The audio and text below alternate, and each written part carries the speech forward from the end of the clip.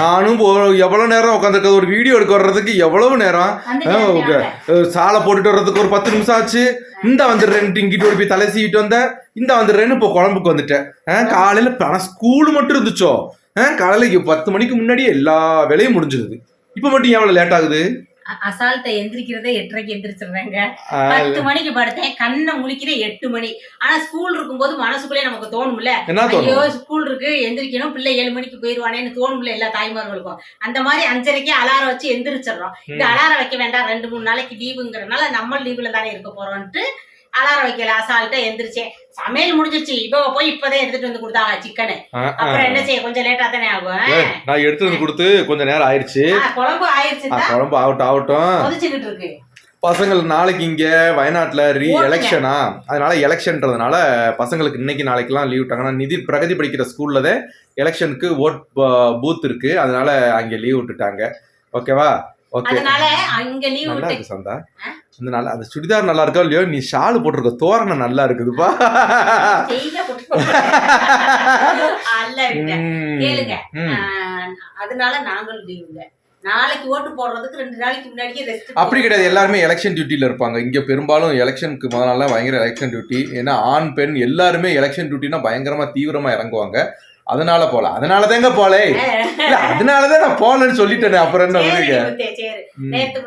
வியாபாரத்துக்கு போலன்னு சொன்னாலே எல்லாரும் மெசேஜ் பண்ண ஆரம்பிச்சாங்க. என்ன தெரியுமா, அண்ணனுக்கு ஒரே ஜாலி, ராஜாவுக்கு ஒரே ஜாலி அப்படின்னு சொல்லி. எப்பவுமே வியாபாரத்துக்கு போலன்னா ஜாலி தான், ஒரு சந்தோஷம். வியாபாரத்துல அவ்வளவா ரிஸ்க் இல்ல, இருந்தாலும் எங்க முத்துக்கு அப்படி ஒரு அசல்ட்டு எப்படி சொல்றது, ஒரு வாயில் தான் சொல்லணும், எப்படி சொல்றது, நான் போகலப்பான்னு ஒரு சந்தோஷப்பட்டு என்னைய சந்தோஷப்படுத்துறதுல அவருக்கு ஒரு சந்தோஷம். புரியல, ஒண்ணுமே புரியலமா. அதாவது அவர் வேலைக்கு வரதான் விருப்பம், இருந்தாலும் வேலைக்கு வர விருப்பம் இல்லாத ஒரு மாதிரி ஆக்டிங் பண்ணி, நான் எடி வீட்டுல இருக்குமான்னு கேட்டோடனே அவரு இப்படி கொனஞ்சு ஒரு சிரிப்பு சிரிக்கிறது அவருக்கு ஒரு சந்தோஷம். அது அந்த சிரிப்பை பார்த்து நான் சிரிப்பு பாத்தீங்களா, அதனால அவருக்கு ஒரு சந்தோஷம். உங்க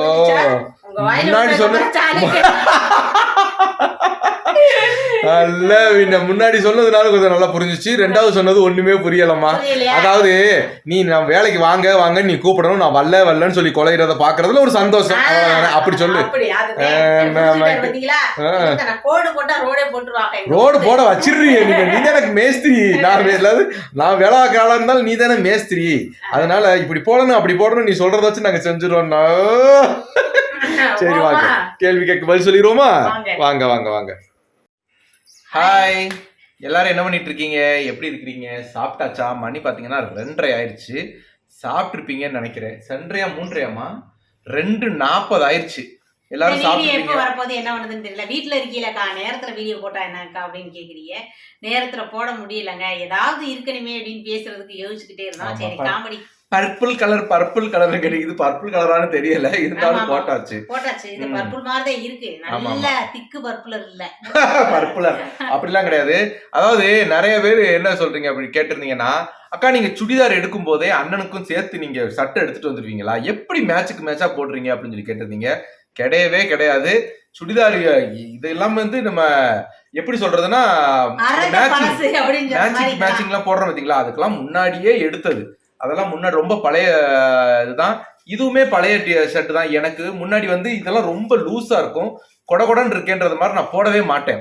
இப்போ இந்த கொஞ்சம் வயிறு தொப்ப வச்சனால கொஞ்சம் இப்போ கரெக்டான மாதிரி ஒரு ஃபீல் ஆயிடுச்சு. நான் இப்போ எடுத்து போட்டுட்டு இருக்கேன். அதுல இருந்து ஏதாச்சும் ஒண்ணு நாங்க ஒரு சுடிதார் போடும்போது அந்த கலருக்கு மேட்சிங் ஏதாச்சும் ஒரு சட்டை கிட்ட இருந்தா எடுத்து போட்டுக்கிட்டு இருக்கேங்கன்னா, சார் வெளியில போகும்போதெல்லாம் அந்த ட்ரெஸ் போட மாட்டாங்க, இப்படி உட்கார்ந்து பேசுறதுக்கு ஓகே இருக்கு அப்படின்னு சொல்லி போடுவாங்க. டான்ஸ் ஆடையில கூட இந்த மாதிரி இதை போடுங்க முத்து அப்படின்னா கொஞ்சம் லூசா இருக்கும், என்னை கிளட்டு போயெல்லாம் காமிக்கிறியா அப்படிம்பாங்க. நம்ம கொமரனா இருக்கும் நினைப்போம். அப்படிலாம் நான் சொல்லவே மாட்டேன். அப்படிலாம் நான் சொல்லவே மாட்டேன். சரி, ஓகே, நேரடியா நம்ம கொஸ்டினுக்கு போயிடுவோம். ஓகேங்களா? நிறைய இடைஞ்சலான கமெண்ட்கள்லாம் வந்துகிட்டு இருக்குது, அதனால நம்ம கொஸ்டினுக்கு நேரடியா போயிருவோம். இல்லங்க, உண்மையிலே வயசானா ஆயிடுச்சுன்னு தானே ஒத்துக்கணும். ஆனா தானே நாங்க ஒத்துக்குவோம், மட்டும் ஒத்துக்க மாட்டேங்கிறாங்க. எதுக்கா ஒத்துக்கணும்? எங்களுக்கு வயசு ஆயிடுச்சு, வயசானா அது ஐயா அம்மா வயசு ஆயிடுச்சுமா, போதுமா, வயசு ஆயிடுச்சு. என்ன பெரிய கொலகுத்தமா என்ன? எல்லாருக்கும் ஒரு நாள் வயசாகும். இப்ப எனக்கு 40ன்னு நான் எப்படி நெஞ்ச நிமித்தி தைரியமா சொல்றேன். அந்த 50க்கு அப்புறமா 50க்கு முன்னாடியா எப்படி? சரி, இவருக்கு 43. அதுக்கு இப்ப என்ன சொல்லுவாரு? நான் எனக்கு வந்து 43. 10க்கு முன்னாடியா 10க்கு பின்னாடியான்னு கேளு. அப்படி வேணா கேளு. Okay okay. அதனால வயசை குறைச்சு சொன்னோம்னா ஆயுசு குறையும்னு பெரியவங்க சொல்லி கேள்விங்க. அவங்க சொல்லிட்டு போயிருவாங்க அவங்க சௌகரியத்துக்கு. அதனால வயசை மேக்ஸிமம் குறைக்க வேண்டாம். வயசை நான் குறைக்கவே கிடையாது. எனக்கு 43ன்றது உண்மைதான். 14/09/1982 அதுதான் என்னோட டேட் ஆஃப் பர்த். அப்ப நீங்க எத்தனை வயசுன்றது எனக்கு 43 தான் நடக்குது. 43 முடியல. இதெல்லாம் பரவாயில்ல. வியாபார காட்டுல ஒரு வியாபார பாத்துக்கிட்டு இருக்கல ஒரு அம்மா கேட்டாங்க. நான் சொன்னேன் என்ன இருக்க சாந்தா சின்ன பிள்ளையா ஆகுது அப்படிங்க. என்ன அம்மா நான் சின்ன பிள்ளை இல்லையா? 40 வயசு 40 லூ அப்படின்னு கேட்டாங்க. கண்ட பின்ன எத்தனை தோணும் அப்படின்னு கேட்டேன். ஏய் அத்தனை ஒன்றும் தோணிக்கல அப்படின்னாங்களா. உடனே சரி விட வேண்டியதானே. அந்த செகண்ட் பின்னாடி நிக்குதுன்ற புள்ளிக்காரன் 30க்கு எத்தனையா தோணுா அப்படி. அப்ப அவங்க நிக்கிறாரு ஒருத்தர், அவருக்கு எத்தனை தோணும் அப்படின்னு சொல்லி கேட்டாங்க. அவங்க 25 35 அப்படின்னாங்களா. அம்மா நல்லா கண்ணாடியை தொடச்சிட்டு பாருங்கம்மா அப்படின்ட்டு. உடனே இல்ல அவருக்கு ஒரு 55 60 தோணிக்கு அப்படின்னாரு. உடனே ஒரு 35 ஆளு ஆமா சிங்கிடி நான் புதிக்க கிடையாது. 35 சிரிப்பு வந்துச்சு.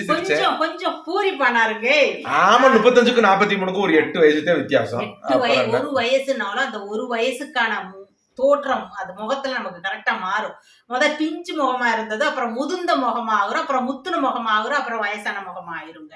இதுதான் காரணம். அந்த ஒரு வருஷத்துக்கான மாற்றங்கள் இருக்கத்தான் செய்யும். அதனால தப்பு கிடையாது. மனிதனா பிறந்த எல்லாருமே ஒரு நாள் வயசாகும். வயசை நம்ம ஏத்துக்க பழகணும், அவ்வளவுதான். யாரும் ஏத்துக்க மாட்டேன்னு அடம்பிடிக்கிற மாதிரி. நான் நிறைய பேர்கிட்ட பாத்திருக்கேன். வயசு உண்மையான என் ஃப்ரெண்டு எல்லாம் இருக்காளுங்க, 2-3 பேர் இருக்காளுங்க. எடி வயசை பத்தி பேசாத, அதுக்கு அடுத்தது பேசு அப்படின்னு சொல்லி தமாசுக்குனாலும் மாத்தி பேசுறாளுங்க. அதுக்காக சொல்றேன், அவங்க எல்லாம் மாத்திக்கங்கன்னு சொல்ல வரேன். ஓகே ஓகே மாத்திக்கங்க. என்ன சாந்தா ஃப்ரெண்டுகளே மாத்திக்கங்க. ஓகேவா? ஃப்ரெண்டுகளுக்கு தானே சொன்னேன். சரி எனக்கு சொல்லல இல்ல. ஃப்ரெண்டா இருந்தா புருஷனா இருந்தா மாத்திக்கிட்டா நல்லது. என்னங்க சரி ஓகே முடிஞ்சிச்சு. ரைட்டு. அடுத்து வந்து கொஸ்டினுக்கு போயிடுவோம். ஓகேங்களா? ரொம்ப நேரம் இழுத்தரிக்கிறோம் போல. அதாவது அக்கா தமிழ்களுக்கு தமிழ் படிக்க தெரியுமா ப்ளீஸ் சொல்லுங்க. தப்பா கேட்டிருந்தா மன்னிச்சுக்கோங்க அப்படின்னு இருக்கீங்க. மன்னிச்சுக்கலாம் கேட்க வேண்டிய அவசியம் இல்லை. தம்பிகளுக்கு தமிழ் பேச தெரியும்.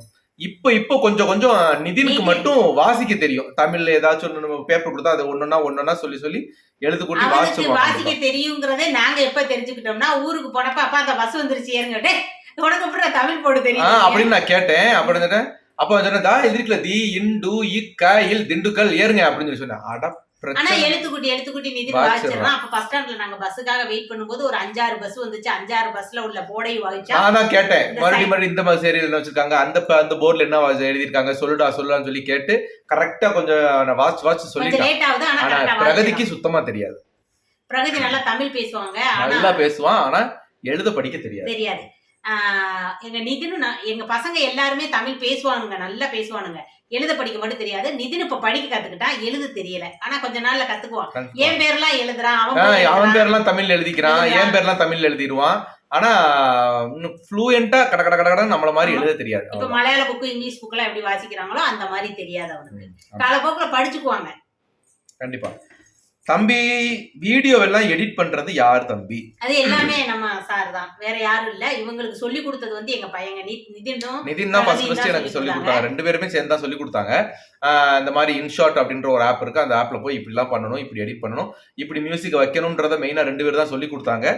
அதை வச்சுதான் நான் தான் எடிட் பண்றேன். எடிட்டர் எல்லாமே இந்த போனுக்கு பாத்தீங்கன்னா இந்த போனை வச்சுதான் நம்ம வீடியோ எல்லாமே பிடிக்கிறது. போன் மைக் மட்டும் வச்சிருக்கிறோம். ஏதாச்சும் வெளி போய் வீடியோ எடுக்கும்போது நம்மளால அந்த சுத்து வட்டாரத்து சவுண்டு கிளியரா நமக்கு பேச முடியலாட்டி நாங்க ஒரு மைக் வச்சுக்கோம், அவ்வளவுதான். பாக்கி நம்ம அந்த சிஸ்டத்துல ஒர்க் பண்றதோ எதுவுமே கிடையாது. இல்ல எடிட்டர் வச்சு எடிட் பண்றது அந்த மாதிரிலாம் ஒண்ணுமே கிடையாது. நம்ம 10 பைசா செலவு இல்லாம 10 பைசா லாபம் பார்க்கக்கூடிய கேரக்டர் முடிச்சா நாசுக்கா சொல்லிட்டோம். ஏன்னு கேட்டா அதை பத்தி நாங்க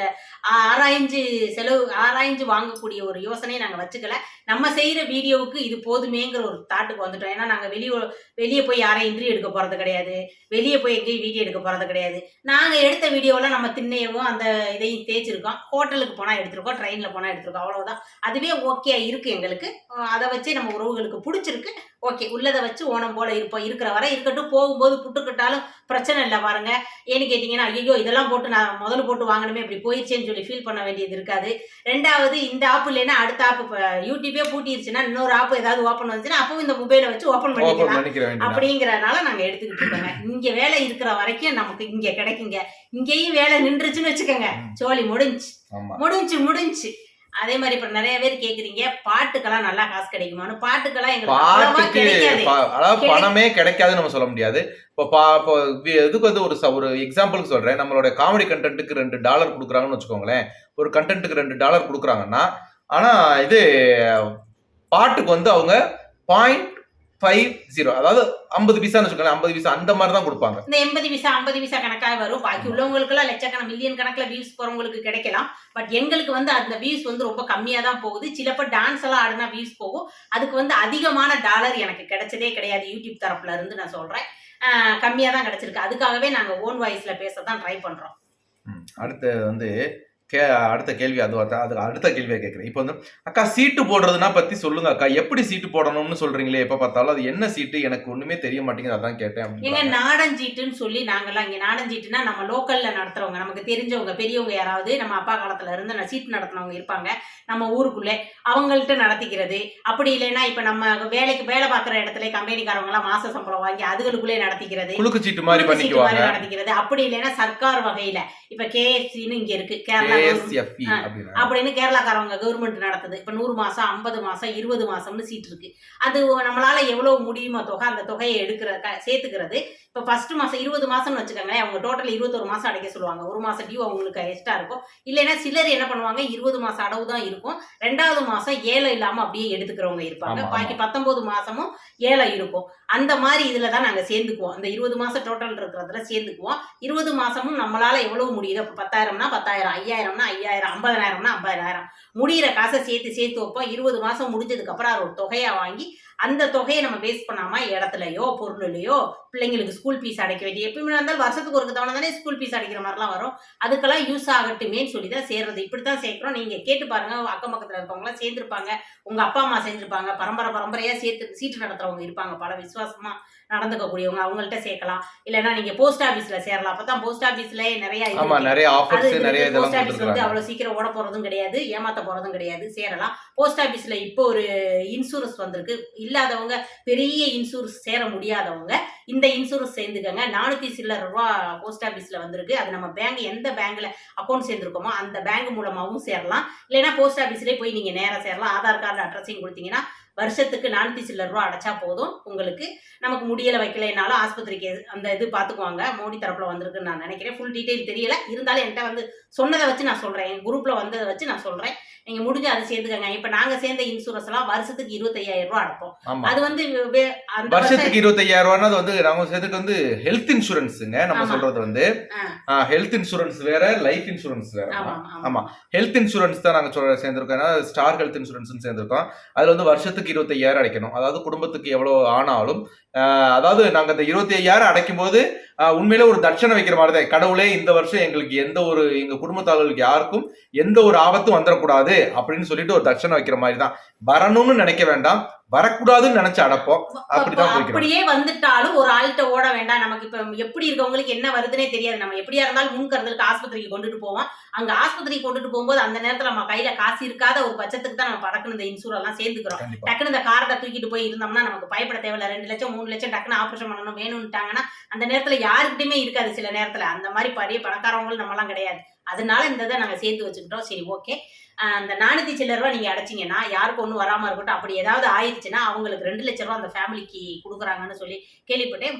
முடிஞ்சவங்க தெரிஞ்சுக்கிட்டு அதில் சேர ட்ரை பண்ணுங்க, ஓகேங்களா? ஏன்னா 400 சில்லறங்கும் போது சின்ன அமௌண்ட் தான், வருஷத்துக்கு ஒருக்காங்கிறதுனால சொல்றேன்னு ஒன்னும் தப்பா எடுத்துக்காதீங்கன்னா. எப்பவுமே நாங்கன்னு தான் நீங்க சொல்றீங்க. ஆனா அக்கா நான் தான் சொல்லி பார்த்துருக்கிறேன். நான் இது என்னோட சேனல், இது முத்துவோட சேனல் அப்படின்னு சொல்றாங்க. நான் எங்க முத்துக்கு பண்ணி கொடுத்தேன் அப்படின்னு சொல்றாங்க. இந்த மாதிரி பிரிச்சு எப்பவுமே கொஞ்சம் பேசுற மாதிரியே இருக்கு. இது அக்காவோட தன்னம்பிக்கைய காட்டினாலும் எப்பவும் அப்படி பேசுற மாதிரி இருக்கு. ரொம்ப ஒத்தவங்களா லவ் பண்றப்போ ஆர் ரொம்ப ஒருத்தர் இணை பிரியாம இருக்கும்போது இப்படிப்பட்ட வார்த்தைகள் வரலாமா? தப்பா இருந்தா சாரி. இல்ல வரக்கூடாதுதான் ஒண்ணு, அதுதான். പക്ഷെ நான் எனக்கு எதுக்கு வர ஆரம்பிச்சிச்சுன்னா, இப்ப நாங்க அப்படின்னு நினைக்கும் போது எல்லா விஷயத்திலயும் நாங்க தான் நினைப்போம். இப்ப நான் ஒரு பொருள் வாங்கும்போது எங்க முத்துக்கு தான் வாங்கன்னு நினைப்பேன், ஒரு இடம் வாங்கும்போது எங்க முத்து பேர்ல தான் வாங்கன்னு நினைப்பேன். சோ இந்த இடத்துல நாங்கன்னு ஏன் இருக்கலைன்னா, இப்ப நான் ஒரு வேலை பார்த்துக்கிட்டு இருக்கேன்னு வச்சுக்கோங்க, அந்த வேலையில முத்து இருக்காரு, முத்தும் பார்க்கட்டும், நான் இருக்கேன் நானும் பார்க்கட்டும், நாங்கங்கும் போது இவரையும் எனக்கு மனசுக்குள்ள அந்த வேலைக்கு இழுக்கணும்னு தோணும். ஒண்ணு, திருப்பி நான் ஒரு கஷ்டப்படும் போது நான் மட்டும்தான் இருக்கேன்னு என் மைண்ட் தாட்ல இருந்துச்சுன்னா அந்த வேலையை நானே முடிக்கணும்னு தான் எனக்கு தோணும். முத்து இருக்காரு அப்படின்னு நான் யோசிச்சுட்டேன்னா முத்துக்கிட்ட கொஞ்ச நேரம் அந்த வேலையை கொடுப்போங்கிற ஒரு தாட் எனக்கு வந்துடக்கூடாதுங்கிறதுக்காக தான் நான்ங்கிறதே என் மைண்டுக்கு நான் முன்னாடி ஏத்துக்கிட்டது ஆரம்ப கட்டத்துல இருந்தே. இப்ப எப்படி சொல்றது, ஒத்தையில இருக்கும்போதேன்னு வச்சுக்கோங்களேன், ஒத்தையில இருக்கும்போது நம்ம உழைக்கணும், நம்ம உண்டாக்கணும், நம்ம முத்த பாத்துக்கணும் அப்படிங்கிற அந்த தாட்லயே இருந்தனாலதான் எனக்கு அது வந்துகிட்டே இருக்கு. சோ அது தப்பு தான், அதை நான் மாத்திக்க ட்ரை பண்றேன். ஓகேங்களா? அவங்களோட ஒப்பீனியன் சொல்லிட்டாங்க. நான் என்ன நினைச்சேன் அப்படின்னு கேட்டாக்க, அவங்க ஏன் நான் சொல்றாங்க அப்படின்னு சொல்லி கேட்டாக்க, ஒன்று வந்து அவங்க வந்து ஒரு 8ஆம் கிளாஸ்ல இருந்து உழைத்த ஒரு பெண்மணி தான். அப்போ உழைக்கும் போதும் அவங்க சுயமா உழைச்சு அவங்க குடும்பத்துக்கு ஒரு ரூபானாலும் அவங்க குடும்பத்துக்கு கொடுத்துருக்குறாங்க. அப்போ அந்த செல்ஃப் கான்பிடன்ஸ் அவங்க கிட்ட இருந்துச்சு. அவங்க சொல்லிக்கலாம், ஏன்னா நானும் உழைச்சு கொடுக்குறேன், நான் உழைச்சு இந்த வீட்டை காப்பாத்துறேன் அப்படின்ற ஒரு சொல்லிக்கக்கூடிய ஒரு தைரியம் அந்த நான் அப்படின்ற வார்த்தைக்கு கிடைக்கும் கண்டிப்பா.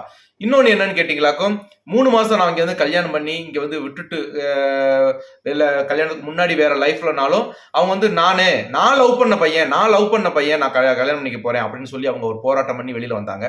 இன்னொன்னு, அந்த 3 மாசம் நான் கல்யாணம் பண்ணி நான் 3 மாசம் விட்டுட்டு போனதுக்கு அப்புறம் என்னாலையும் இந்த ஒத்தையில இருந்து சமாளிக்க முடியும், நான் போராடி என் முத்துவை கைப்பிடிப்பேன், நான் மறுபடியும் போராடி என் முத்துவை கைப்பிடிப்பேன், அந்த செல்ஃப் கான்பிடன்ஸ்ல இருந்தாங்க. அப்படிங்கும் போது இப்பவும் அவங்க என்ன சொல்றாங்க அப்படின்னு கேட்டாக்க, நான் உயிரோட இருக்கிற வரைக்கும் என் முத்துவை நல்லா பார்த்துப்பேன். அது வந்து அவங்களுடைய செல்ஃப் கான்பிடன்ஸ் தான். அது வந்து தப்புன்னு நான் சொல்ல மாட்டேன். இருந்தாலும் பாக்கியுள்ள இந்த இடத்துல அவங்க நாங்கன்னு பேசினாலும் அவங்க பேசும்போது இன்னொருத்தர்கிட்ட நான் என் முத்து அப்படி பேசுறதுதான் எனக்கும் பிடிச்சிருக்குது. ஏன்னா அவங்களுக்கு ஒரு ஆண் இல்லைனாலும் ஒரு பெண் வந்து தன்னந்தனியா வாழ்ந்து காட்ட முடியும் இந்த உலகத்துல அப்படின்றத வந்து அந்த செல்ஃப் கான்பிடன்ஸை வச்சுதான் வரும் யாருக்குமே. இப்போ ஒரு கணவனை இழந்த ஒரு பெண்ணா இருக்கட்டும், கணவனை இழந்து அப்பா அம்மா இல்லாதவங்க அந்த மாதிரி ஒரு பெண் இருந்தாங்கன்னா டக்குன்னு அவங்களுக்கு அந்த செல்ஃப் கான்பிடன்ஸ் இல்லைன்னு வச்சுக்கோங்களேன், உடஞ்சு போயிடுவாங்க, அப்புறம் வாழ்க்கையில முன்னேற முடியாது. இப்ப அந்த நான் என்னால முடியும் அப்படின்ற செல்ஃப் கான்பிடன்ஸ் வந்துச்சுனாலே யார் இருந்தாலும் இல்லைனாலும் அவங்களால படிமேல் படி வச்சு போய்கிட்டே இருக்க முடியும். அதுக்காக நான் இதை எதுவுமே சொல்ல மாட்டேன், நீ சொல்லிக்கொண்டு தான் நான் சொல்லுவேன் எப்பவுமே. இது வரைக்கும் நான் அந்த ஏன் நீ சொல்றேன்னு மேக்சிமம் நான் கேட்டதே கிடையாது. நானே யோசிக்கிறேன். இன்னொரு விஷயம் என்னன்னு கேட்டீங்கன்னா, நான் சொல்லும் போது என் முத்த கம்மியாக்கி நான் வசதியா இருக்கணும்னு ஒரு நாளும் நினைச்சது கிடையாது, அப்படி நினைக்க போறதும் கிடையாது. எனக்கு என்னைக்குமே என் முத்துக்காக தான் நாங்கிற அந்த ஸ்டெப்பை எடுப்பேன். என்னைக்குமே எந்த ஒரு நல்ல கெட்டதுமே என்னைய தாண்டி தான் வரணும், நல்லது என் முத்தை தாண்டி தான் எனக்கு வரணும்னு நான் நினைப்பேன். சோ எப்படி சொல்றது, அப்படித்தான் நான் நினைச்சிருப்பேனே தவிர மற்றபடி என்னைக்குமே நான் எங்க முத்து நல்ல விஷயத்துல முன்னாடி விட்டு பின்னாடி சந்தோஷப்படுறதான், கெட்டதுக்கு நான் முன்னாடி நின்று எங்க முத்தை பின்னாடி இருக்க வைக்கிற ஒரே ஒரு இதுதான் நானு. சோ இருந்தாலும் நான் அப்படி பேசுற விதம் உங்களுக்கு அப்படி தோணி இருந்துச்சுன்னா நான் அதுக்கு சாரி கேட்டுக்கிறேன். இனி அதை நான் மாத்திக்க முயற்சி பண்றேன். சேனலுக்கு ஏன் சேனல்னு சொல்றேன்னு சொன்னா, அந்த சேனல் தொடங்கும் போதே அப்பே மக்க 2 பேரும் இருந்துகிட்டு நசிச்சு ஓவட்டேன், நாசமா போட்டேன். அதுக்காக கிடையாது, ஏன் சேனல்னு சொல்றதுக்கான மெயின் காரணம் என்னன்னா, அப்ப அப்படி சொன்னாங்க. நான் சொன்னேன், முத்தே அந்த சேனலை தொடங்கவும் முடி, இதுல போடுறத போடுபடி, வேண்டாம் தான் உள்ள சேனலை தொடங்க, அது உருப்படாது, நல்லாவே வராதுன்னாங்க. சரி நான் போடுறேன் முத்தேன்னு சொல்லி அப்படி போட்டனால இப்பவுமே பாருங்களேன், 2 வீடியோ எடுப்போம், வீடியோ எடுத்த உடனே படக்குன்னு ஆடு குடும்பத்துக்கு விட்டுட்டு ஆளு வேலை கிளம்பிடுவாங்க. அப்ப இந்த சேனலுக்கு என்ன பண்றது அப்படின்னு யோசனையாவே இருக்கிறையில என்னத்தையாவது ஒண்ணு இந்த குருட்டு மண்டைக்கு வர்றதா என்னத்தையாவது ஒண்ணு எடுத்து விட்டுருவோம். அப்புறம் காமெடி எடுக்கும்போது எங்க முத்து யோசிச்சாங்கன்னா அதுக்கு இதுக்கு எடுன்னு சொல்லி எடுத்து எடிட் பண்ணி என்கிட்ட தருவாங்க. இந்த காமெடி கிடைக்காத பட்சத்துக்கு ஏதாவது 1-2 தானே கிடைக்கும். அப்ப ஆடுகாலி குடும்பம் அந்த ஃபர்ஸ்ட் சேனலை தான் ஃபர்ஸ்ட் முன்னாடி கொண்டு போவாங்க. இந்த 2வது பிள்ளைய நம்ம தான் தத்தி கொண்டு போக வேண்டியது இருக்கு. அதனால சொல்றாங்க, அது காரணம் கிடையாது. என்ன மெயின் காரணம் நான் சொல்லட்டுங்களா, ஆடுகாலி குடும்பம்ன்றது என்னுடைய கைபேசியில இருக்குது, அந்த சேனல் போன்ல இருக்குது. இன்னொன்னு வந்து சாந்தா 7469ன்றது வந்து சாந்தாவோட கைபேசியில இருக்குது அந்த போன் அந்த சேனல்.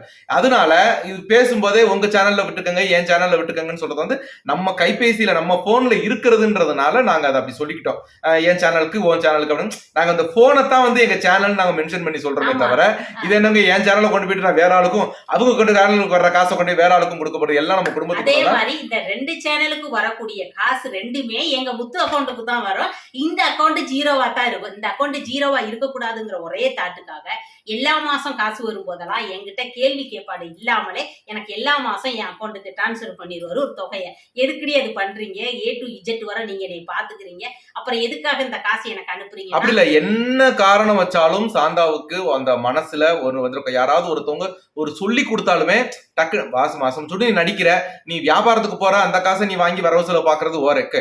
நீங்க வந்து டெய்லி வீடியோ நடிக்கிற நல்லா காமெடி பண்றீங்க, எல்லாம் செஞ்சிருக்கீங்க, அதுல வர்ற வருமானம் உனக்குன்னு இல்லாம அவரே எடுத்து வச்சுக்கிறாரு அப்படின்னு நாளைக்கு ஒரு கேள்வி. நமக்குன்னு அதுல என்ன 10 பைசா வருமானம் வந்துட போகுது, நம்ம நடிச்சு கொடுக்குறோம் காசெல்லாம் அவர் வாங்கிக்கிறாரு அப்படின்ற ஒரு தாட்டு சின்ன ஒரு மைனூட் அளவுல கூட சாந்தாவுக்கு வந்துடக்கூடாதுன்றதுக்காகத்தான் நான் ஒரு கணிசமான தொகையை நான் அவங்க அக்கௌண்ட்ல போட்டு வச்சிருவேன். அதை அவங்க மாசம் அதையும் எடுத்து நாங்க 2 பேருக்கு ஏதாச்சும் ஒரு தேவைக்கு செலவு பண்ணிடுவோம். இருந்தாலும் மாசம் எனக்கு காசு அந்த 10 செகண்டுக்குள்ளேயே நான் அவங்களுக்கு டிரான்ஸ்ஃபர் பண்ணேன். அப்ப என்ன அர்த்தம், அவங்க நினைச்சிருவாங்க ஓ யூடியூப்ல இருந்து பணம் வந்துருச்சு போல இருக்கு அப்படின்னு. அவங்க அப்ப அவங்களுக்கு நம்ம நடிக்கிறதுக்காக ஒரு பணம் வந்திருக்குது, அப்ப நம்ம செலவுக்கு அவர் போட்டு விட்டுட்டாரு அப்படின்ற ஒரு திருப்தி அவங்களுக்கு கிடைக்கும்லங்க அப்படின்னு அவங்க நினைச்சிருக்காங்க. ஆனா நான் எல்லா மாசமே எங்க முத்துக்கிட்ட கேட்கக்கூடிய ஒரே கொஸ்டின் இதுதான், எதுக்காக என் அக்கௌண்ட்டுக்கு டிரான்ஸ்பர் பண்றீங்க? அதை வச்சுட்டு, ஏன்னா இது வந்திருந்தா இவங்க காசு ஏறிடுச்சு சாந்தான்னு சொல்ல போறாங்க. அந்த காசை எதுக்குமே ஒரு எப்படி சொல்றது, ஒரு பருப்போட ஒரு பழம்பொரிய தவிர என் தங்கம் தின்னதே கிடையாது. 2வது அனாவசியமா செலவு பண்ணக்கூடிய ஒரு கேரக்டரும் கிடையாது. அப்படி மீறி அவர் அறியாமல் அவரை தன்னை மறந்து கணக்கே இல்லாம செலவு பண்ணக்கூடிய ஒரே இடம் எங்க ஃபேமிலி. எங்க அத்தை, எங்க நாத்துனா, எங்க மச்சாண்டார், குழந்தனார், இவங்களுக்கு தான் தானமா யதார்த்தமா செலவு பண்ணுவார் கணக்கு பார்க்காம. மற்றவங்க யாருக்குமே அவ்வளவு சீக்கிரம் செலவு பண்ணிக்கிட மாட்டாரு. ஸோ கையில காசு இருந்தா அவர் ஃபேமிலிக்கு அவர் ராஜாவா தான் இருப்பார், அவர் பேருக்கு மாதிரி. என்னையுமே யார்ட்டையும் காசு கேட்கிற அளவுக்கு வச்சுக்கிட்டது கிடையாது. ஸோ எங்க 2 பேருக்குள்ள ஒளிவு மரம் இல்லை. ஐடி வேணா வேற வேறையா இருக்கலாமே தெரிய, அக்கௌண்ட் ஒண்ணுதாங்க. புரிஞ்சுக்கிட்டீங்களா? ஓகே. ஒரு கொஸ்டிக்கு என்னங்கடா 5 நிமிஷம் கேட்க போறாங்க. இல்ல அது பேசி அப்படி வந்துருது. அடுத்து அண்ணா உங்களுக்கு ஒரு கொஸ்டின். நீங்க அப்பவே படிச்சிருக்கீங்க, பட் படிச்சுட்டு இந்த ஜாப் பண்றோமேன்னு எப்பவாவது ஃபீல் பண்ணிருக்கீங்களா? நான் இந்த ஜாப லோவா சொல்லலாம்னா, பட் பிரஸ்டீஜ் ஆன, அதாவது பிரஸ்டீஜியஸ் ஆன ஒர்க்குன்னு சொல்ல முடியாதுல்ல, பட் வேற பக்கம் படிச்ச படிப்புக்கு ஏத்த ஒர்க் பண்ணியிருக்கலாம்னு நினைச்சு நீங்க வருத்தப்பட்டிருக்கீங்களா? ப்ளீஸ் ரிப்ளை அப்படின்னு கேட்டிருக்காங்க. நான் நிறைய தடவை இந்த கேள்விக்கான பதில் சொல்லிட்டேன், இருந்தாலும் சொல்றேன். நான் வந்த புதுசுல நான் கண்டிப்பா நான் இந்த வேலைக்கு வந்துட்டோமே அப்படின்னு நான் ரொம்ப ஃபீல் பண்ணேன். என்னன்னா ஒவ்வொரு தடவை நான் அந்த பாத்திரத்தை எடுத்து தலையில தூக்கிட்டு நான் இங்க இருந்து போகும்போது வரும்போது நான் பாத்திரத்தை பழசு, ஒரு வீட்டுல செருப்பு, இந்த மாதிரி பாத்ரூம், லெட்டினுக்கு, கக்கூஸ்க்கு பின்னாடி எல்லாம் வியாபாரம் போட்டு வச்சிருப்பாங்க. அதெல்லாம் நம்ம கைவிட்டு படிச்சுட்டு எடுக்கும்போது எனக்கு மனசுல ஒண்ணு தோணும். என்னன்னு கேட்டாக்க,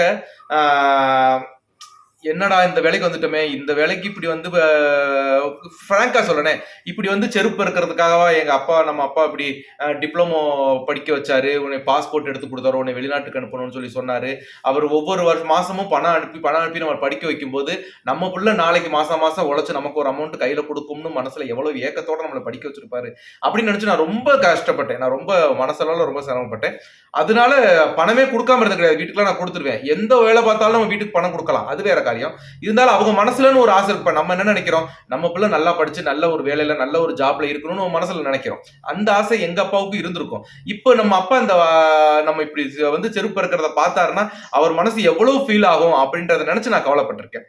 இன்னொன்னு, அதை ஏன் நான் வேண்டாம், பரவாயில்ல இதே இந்த தொழில இருந்துட்டு போட்டு நான் நினைச்சேன்னா, அதாவது நம்ம தான் வேணும் அப்படின்னு நினைச்சதுனால, சாந்தா இப்ப நினைச்சிருந்தாக்க சரி இவனும் கல்யாணத்தை பண்ணி விட்டுட்டு போயிட்டான், நம்மளும் நம்ம லைஃபை தொலைச்சுக்கிட்டோம், நம்ம அப்பா ஒரு ஆள் தான், அப்பாவை கொண்டு போய் எங்கேயாச்சும் ஒரு வயசான மடத்துல விட்டுட்டு நம்மளும் முன்னாடி போன மாதிரி ஏதாவது ஒரு மடத்துல போய் செட்டில் ஆகி அங்கிட்டே போய் இருந்துருவோம் செஞ்சிருவோம்ட்டு போயிருந்திருக்கலாம்.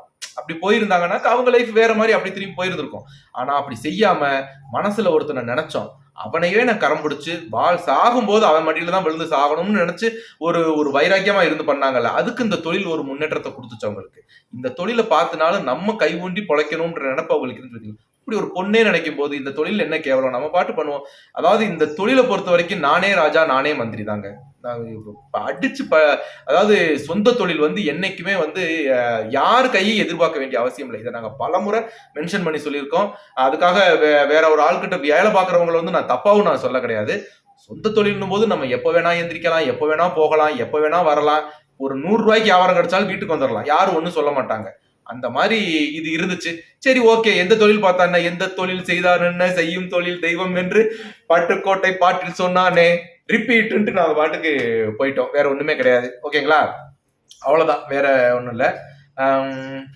இன்னொன்னு வந்து இல்லப்பா, நீங்க போங்க, நேரம் உள்ள போயிருங்க. இது உள்ள போய் உட்காந்துக்கங்க, சவுண்ட் விடக்கூடாதுப்பா. போய் படபடபடான்னு வச்சே சம்சாரிக்க கூடாது, கேட்டியா? அங்கனே போகுது எல்லாரும் ஒரு ஹாய் பறந்துட்டு போய்க்கோளி. ஹாய் வருங்க, ஹாய் ஹாய் வருங்க. ஒருத்தண்ட தலை காணுங்க இல்லല്ലോ. Okay okay okay. அப்புறம் ராஜா சாந்தா ஒரு கேள்வி, கேரளால இடம் வீடு எல்லாம் எப்படி இருக்குது, தமிழ்நாடு மாதிரி தானா, நடுத்தர குடும்பத்தை சேர்ந்தவர்கள் அங்க வீடு வாங்கி செட்டில் ஆக முடியுமா? பிரச்சனை ஒண்ணும் இல்லைங்க.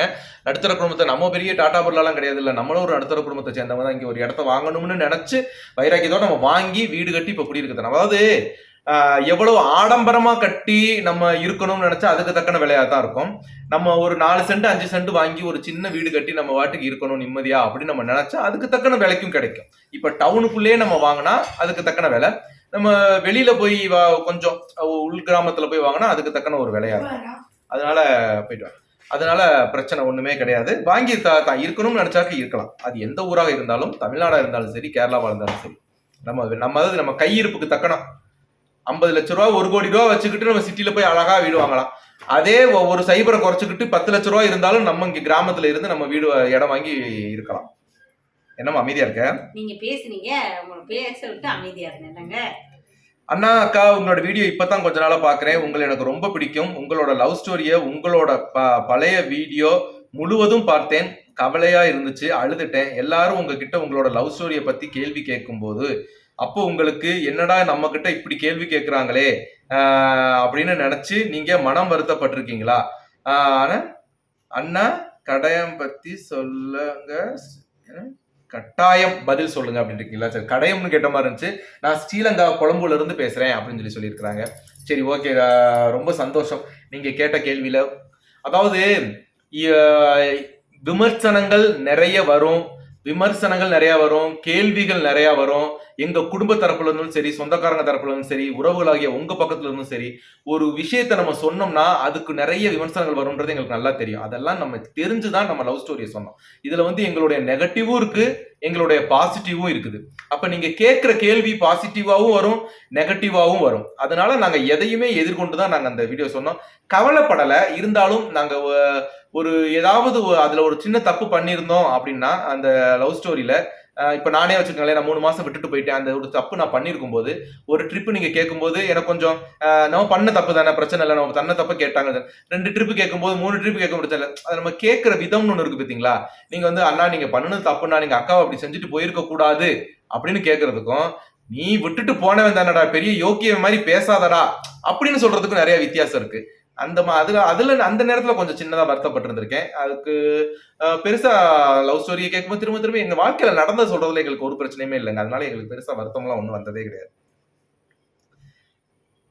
கல்யாணம் முடிஞ்ச புதுசா சின்ன வீட்டுல தானே இருந்திருப்பீங்க, அதுல எப்படி மழையிலையும் தண்ணிலையும் சாந்தாக்கா குழந்தைகளை வச்சுக்கிட்டு வாழ்ந்தாங்க, அதை பத்தி சொல்லுங்க. ஏன்னா கேரளா குளிர் அப்படிங்கிறது எங்களுக்கு நல்லாவே தெரியும் அப்படின்னு சொல்லியிருக்கிறாங்க. ரைட், முடிஞ்சு, கேள்வி முடிஞ்சு. அதை பத்தி சாந்தாவே சொல்லட்டும். ஏன்னா நாங்க வந்து எப்படின்னு கேட்டா ஃபர்ஸ்ட் 300 ரூபா குடிசை வீட்டுல இருந்தோம். அப்போ வந்து நாங்க 2 பேர் மட்டும்தான், அவங்க அப்பா இருந்தாங்க. அதுக்கப்புறம் 1000 ரூபாய்க்கு ஒரு கொஞ்சம் பெரிய வீட்டுக்கு போயிருந்தோம். அந்த 1000 ரூபாய் வீட்டுக்கு போகும்போது அப்பவும் நாங்க 2 பேரும் இல்லம்மா ஃபர்ஸ்ட் இந்த காக்கா வீட்டுக்கு போயிருந்தோம். அதுல வந்து நாங்க 2 பேரும் அவங்க அப்பாவும் மட்டும்தான். அதுக்கு அந்த வீட்டுல இருக்கும்போது தான் நிதின் பிறந்தான். நிதின் பிறந்ததுக்கு அப்புறம் நாங்க அந்த வீட்டுல இருந்து வேற துவாரகா பார்னு சொல்லிட்டு அந்த இடத்துக்கு அங்க போயிட்டோம். அங்க இருந்துட்டு திருப்பி ஒரு 3-4 மாசம் அங்க இருந்தோம். இதே ஏரியாக்கே வந்து ஒரு கோடிட்ட வீட்டுல இருந்தோம். பெரிய வீடெல்லாம் சொல்ல முடியாது, அதுவும் இதுதான், அதே ரோட்லயே தான், இந்த ரோட்லயே தான் இருந்துச்சு வீடு. ஒரு அடுப்படி, ஒரு நடுரூம்பு, ஒரு போலாம், இப்படிதான் இருந்துச்சு. சின்ன வீடோ பெரிய வீடோ இல்லைங்க, எந்த வீட்டுல பசங்க பிறக்குறாங்களோ அந்த வீட்டுக்கு தக்கன அவங்கள மாத்திருவாரு அந்த கடவுள்.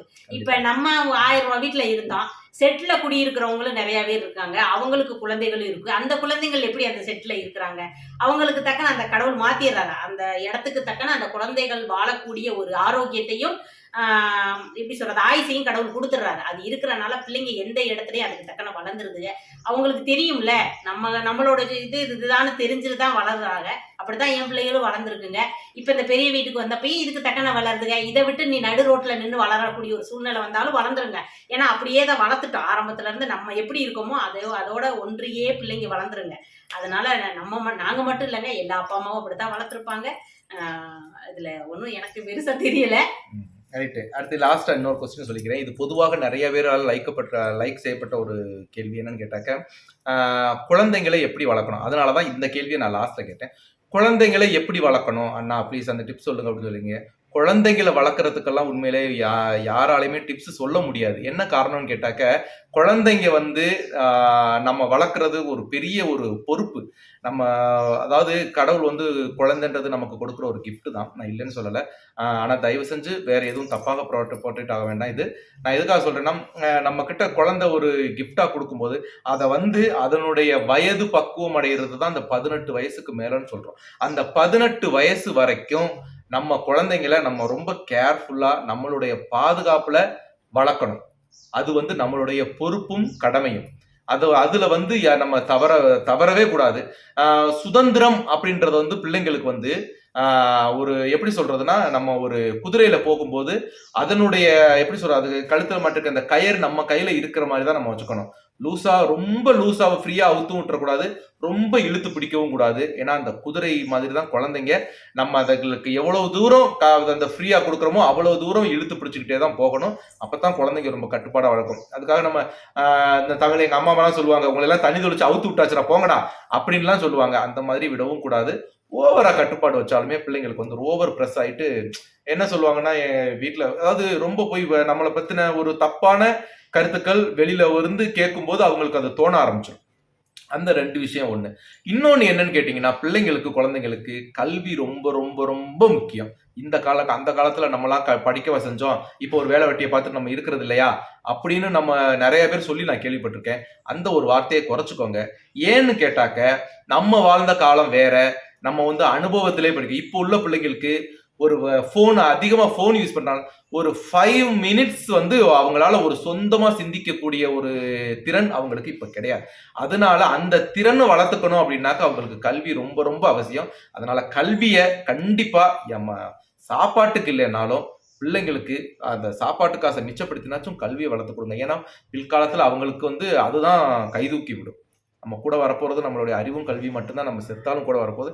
அதனால இந்த கல்வியும் கைவச தொழிலும் இருந்தா எந்த இடத்துல வேணாலும் நம்ம பொழைச்சுக்கலாம். சோ 2யும் தக்க வச்சுக்கோங்க. ரொம்ப நேரம் பேசி அறிவு வச்சுட்டோம். நாங்கடா உங்ககிட்ட போய் பேசத்தோன்னு பாருங்கடா அப்படின்னு சொல்ற மாதிரி நாங்க அறுத்துட்டோம்னு நினைக்காதீங்க. சரி, ஓகேங்களா? ஏதோ இன்னைக்கு வீட்டுல இருக்கிற அன்னைக்கு உங்கள்கிட்ட பேசணும்னு சொல்லிச்சு. நாளைக்கு இங்க என்னன்னு பாத்தீங்கன்னாக்க எலெக்ஷன் பூத்துக்கு போகணும். நாங்களும் இங்கதான் ஓட்டு போட போனோம். நாளைக்கு போயிட்டு எங்களால முடிஞ்சா நாங்க பேசுவோம். ஓகேங்களா? சரி, ஓகேங்க. பாருங்க, பத்திரமா இருங்க. பாய்.